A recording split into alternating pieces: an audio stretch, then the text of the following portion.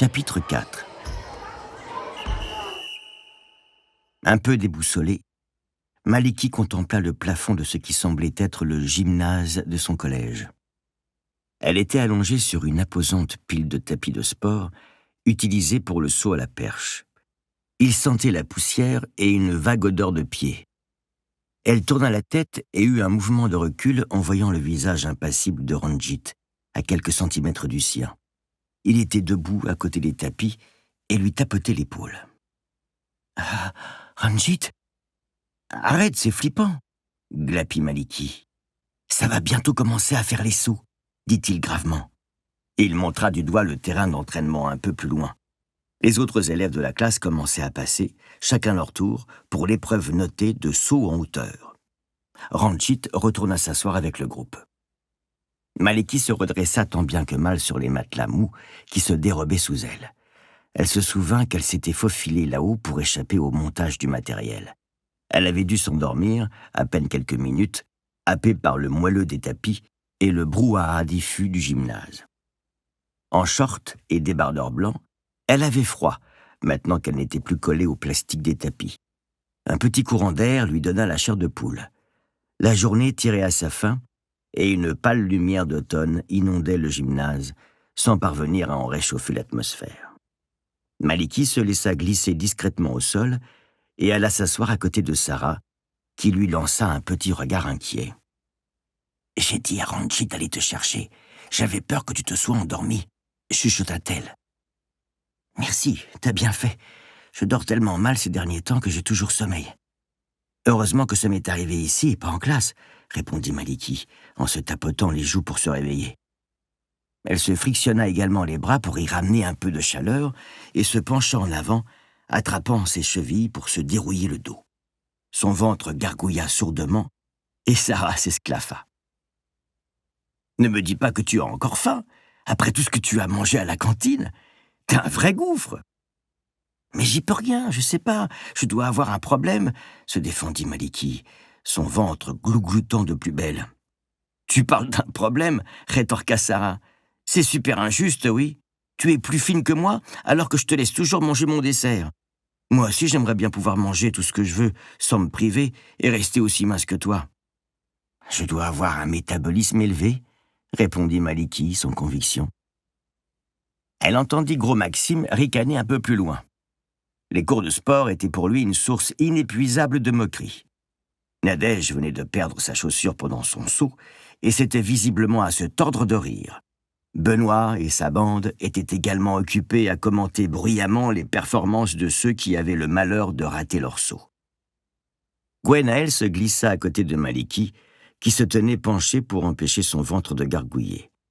Toujours serviable, la déléguée de la classe lui tendit une petite barre de céréales au chocolat, tout en insistant sur la nécessité de privilégier plutôt une alimentation équilibrée et de ne pas grignoter entre les repas parce que c'était mal.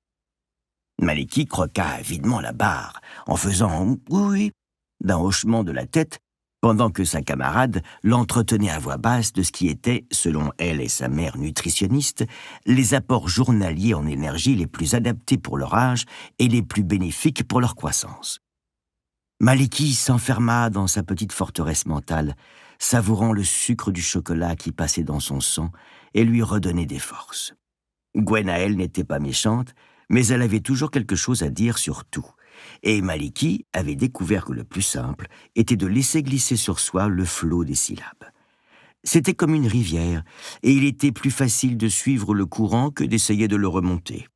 Le seul danger, c'était de s'endormir, car si Gwenaël n'avait pas vraiment un physique de sirène, elle partageait néanmoins avec cette créature mythique un pouvoir soporifique redoutable. Maliki se concentra donc sur la prestation d'Axel, qui s'apprêtait à faire son saut. Enveloppé, le visage rose et les oreilles décollées, il semblait mal à l'aise dans son survêtement trop court et portait une veste de sport bien trop serrée qui ne mettait pas sa silhouette grassouillette en valeur.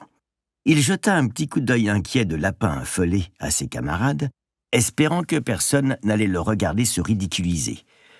Pas de chance, tous les regards étaient braqués sur lui, et Benoît, les yeux luisants, savourait déjà cet instant avec délectation. En croisant le regard bleu de Maliki, Axel rougit comme une tomate. Elle lui adressa un petit sourire encourageant, puis réalisa soudain que ce n'étaient pas vraiment ses yeux qui semblaient focaliser l'attention du jeune garçon. Elle se redressa vivement et réajusta son débardeur trop ample avec un regard noir, tandis qu'Axel trouvait soudainement ses pieds très intéressants. Au coup de sifflet, il s'élança, hésita sur sa jambe d'appui et roula sous la barre. Il fut aspiré entre deux tapis, ce qui finalement n'était peut-être pas plus mal, car il n'entendit pas les éclats de rire et les répliques bien préparées de Benoît et de sa clique. Alors que Ranjit prenait place sur la piste, en sautillant pour s'échauffer, Maliki aperçut du coin de l'œil les élèves de la classe Prévert qui sortaient du vestiaire. Ils allaient pratiquer le tir à l'arc dans un autre coin du gymnase. Le cœur de Maliki s'emballa un peu quand elle repéra Raphaël, occupé à porter une lourde cible de paille, un arc de bois nonchalamment glissé sur son épaule. Il fallait reconnaître que ça lui allait aussi bien que l'étui à guitare. Il portait un short ample, noir, qui descendait jusqu'aux genoux, et un maillot de basket sombre. Ses muscles, fins mais bien dessinés, jouaient sous la peau de ses bras nus, tandis qu'il installait le matériel. Maliki eut l'impression que l'atmosphère venait de se réchauffer de quelques degrés. Et c'est pour ça qu'il faut privilégier la cuisson à la vapeur pour les vitamines, mais pour le goût aussi. Tiens, c'est Raphaël Desprévert, tu le connais? Il paraît qu'il est très bon à l'arc, il en fait en club. Maliki se tourna vers Gwenaël, hagarde. Hein? Elle s'aperçut que le bruit de fond qu'elle avait mis en sourdine depuis tout à l'heure ne s'était en fait jamais arrêté. Gwenaël avait continué son monologue, n'ayant visiblement pas besoin que ses interlocuteurs lui répondent pour entretenir une conversation. Le nom Raphaël avait juste rendu soudainement ses propos plus intéressants pour le cerveau de Maliki. « Ah, les vitamines, c'est important, oui. Et non, je ne le connais pas trop. Et toi ?» se reprit Maliki, en essayant de raccrocher les wagons. Gwenaël s'anima, saisissant avidement cette marque d'attention comme un chien reçoit une belle tranche de viande. Moi, personnellement, non, mais j'ai une copine chez les Préverts, Sonia, tu connais peut-être, celle qui fait de l'asthme et que les pompiers sont venus chercher en plein cours l'année dernière. Non? Oh là là, c'était incroyable. Ils l'ont emmenée sur une civière et tout, avec la petite couverture en aluminium. Elle n'arrivait plus du tout à respirer. Enfin, bref, ma copine Sonia a fait du tir à l'arc avec lui. Il a terminé champion du département plusieurs années de suite. Mais elle m'a dit qu'il n'était pas très sympa. Apparemment, il ne répondait pas quand elle lui disait bonjour, et une fois, elle l'a vu casser son arc, juste parce qu'il avait terminé deuxième d'une compétition. Tu te rends compte? Maliki hocha la tête, et voyant que Gwenaël attendait une réaction un peu plus impressionnante, elle ajouta le toujours pratique « Ah ben dis donc !» puis s'enferma de nouveau dans sa tête, tandis que sa camarade revenait dans le détail sur l'effrayante crise d'asthme de son amie Sonia. Maliki était agacé. Alors quoi? Raphaël ne disait pas bonjour. Ce n'était pas un crime. Il lui avait toujours dit bonjour quand elle l'avait croisé dans la cour. C'était peut-être la copine Sonia, l'asthmatique, qui n'était pas très sympa. Peut-être que c'est elle qui devrait se poser des questions. Quant à casser son arc, ça arrivait des fois de se mettre en colère. Les championnats, ça devait être très stressant et c'était normal de craquer de temps en temps. Il n'y avait rien de mal à viser l'excellence. Cela prouvait juste qu'il était perfectionniste et passionné. Maliki fut tiré de ses pensées grincheuses quand le silence se fit dans le gymnase. Ranjit se préparait à effectuer son dernier saut. Pour un petit bonhomme, c'était incroyable comme il sautait haut. Depuis tout à l'heure, le professeur de PS n'avait pas cessé de remonter la barre jusqu'à atteindre la hauteur considérable de 1,50 m. Si Ranjit passait, il obtiendrait la note maximale et peut-être un peu plus de respect de la part de ses camarades, bien que Maliki soit très sceptique sur ce point. Le garçon s'élança, les yeux fermés comme il le faisait toujours. Il ne les ouvrit qu'au moment de sauter. Ses membres semblèrent alors s'allonger et s'enrouler autour de la barre comme un morceau de guimauve. Hélas, alors qu'il était presque entièrement passé, son talon toucha la barre qui tomba au sol avec un claquement sec. Ranjit se releva, souriant comme toujours, et eut quand même droit à quelques applaudissements qui le firent rayonner de bonheur. Maliki jetait de temps à autre des petits coups d'œil en direction de Raphaël. Il semblait très concentré sur ses cibles et ne détournait jamais le regard, ce qui laissait à Maliki tout le loisir de l'observer. Ce fut au tour de Sarah de sauter. Elle battit son record en sautant 1,15 m, un très bon score pour une fille.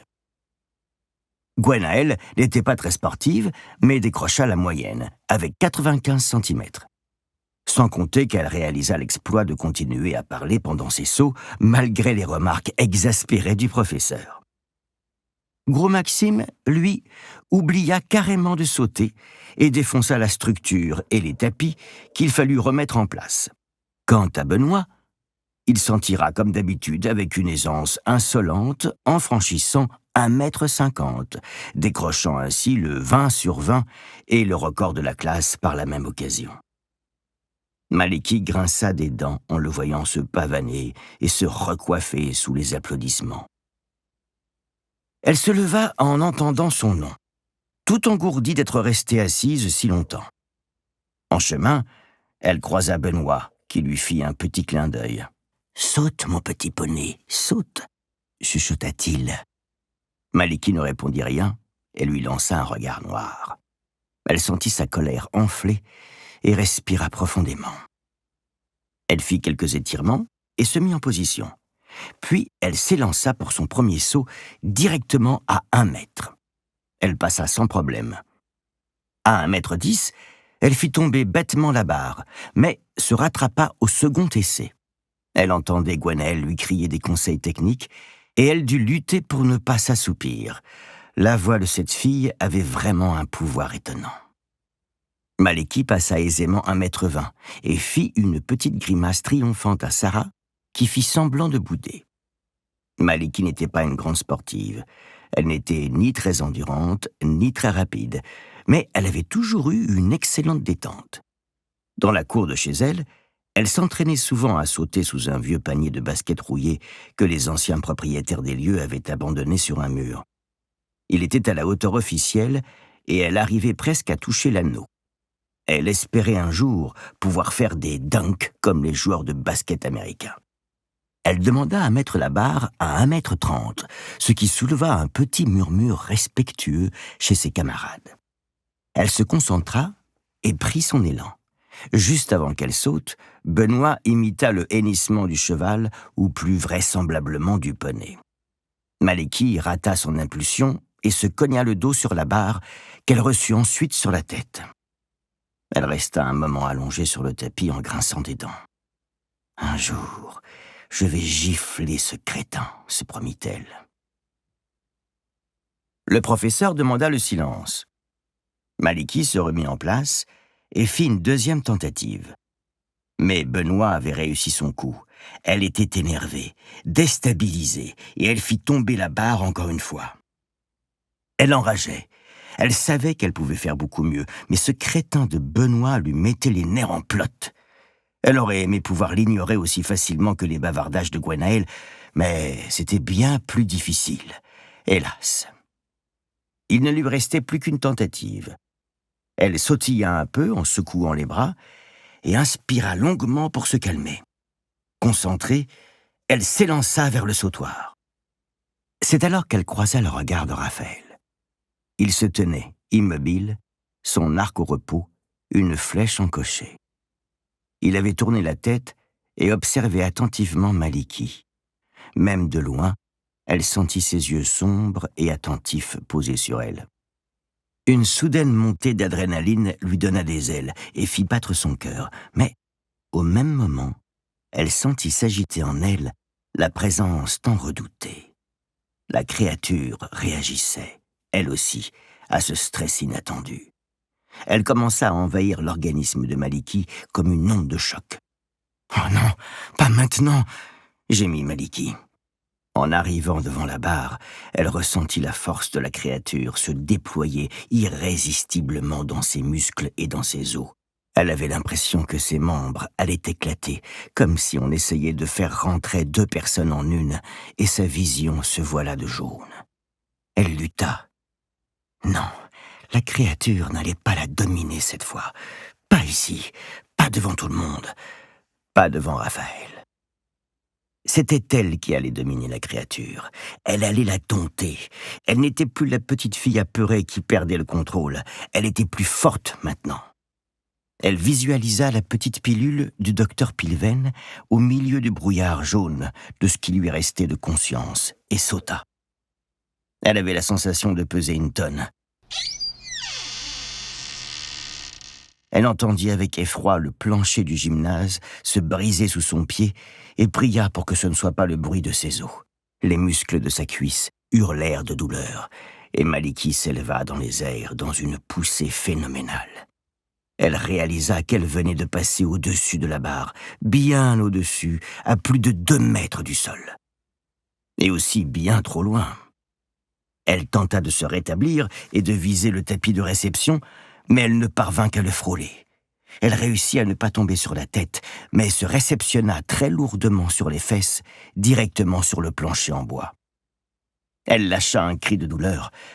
Elle ne se souvenait pas avoir déjà eu aussi mal de sa vie. Elle resta allongée sur le dos sans oser bouger. La scène n'avait duré que quelques secondes, et c'est dans un silence abasourdi que Maliki finit par se relever péniblement, en se massant le postérieur, les larmes aux yeux. Le charme fut rompu par Gros Maxime, qui éructa. « Ha ha! Elle est tombée sur son cul !» avant d'éclater d'un rire tonitruant et communicatif. Bientôt, tout le monde se mit à rire, mécanisme de défense réflexe face à l'absurdité de ce qu'il venait de voir. Personne ne comprenait comment la jeune fille avait pu sauter si haut. En revanche, tout le monde comprenait le comique de situation d'une bonne gamelle. Ce n'était pas pour rien que les compilations vidéo de chute restaient un must en matière de divertissement télévisuel grand public. C'était un bon moyen de ne pas trop réfléchir et de rire un bon coup aux dépens d'autrui. Seul Ranjit ne riait pas. Il fixait Maliki avec une expression indéfinissable, comme s'il essayait de voir au travers. Sarah se précipita pour soutenir son amie. « Bah alors, qu'est-ce qui s'est passé? Ça va ?» lui demanda-t-elle, lui passant un bras autour du cou pour l'aider à marcher. Maliki ne répondit pas. Elle osa un regard en direction de Raphaël et fut légèrement soulagée de ne voir qu'un timide sourire sur son visage. Elle n'aurait pas supporté de le voir complètement hilar. Le professeur, un peu décontenancé, demanda à Sarah d'emmener Maliki à l'infirmerie. Les 2 amis quittèrent le gymnase au milieu des rires et de la voix de Gros Maxime qui décrivait à nouveau la scène pour ceux qui n'avaient pas regardé. Maliki, à défaut de conserver sa dignité, chérissait cependant une petite consolation. Non seulement elle avait obtenu la meilleure note en sport, ce qui lui parut bien futile, mais surtout cette fois, elle avait gardé le contrôle. La créature s'était manifestée et elle, Maliki, avait tenu bon. Malgré la douleur, elle sourit. Dans le gymnase, Raphaël sourit lui aussi. Il banda son arc et remarqua du coin de l'œil un petit Indien de l'autre classe qui le regardait bizarrement. Il détourna la tête, plissa les yeux, bloqua son souffle et lâcha la corde. Sa flèche se planta dans le mille. Dans son dos, Ranjit ne le quittait pas des yeux.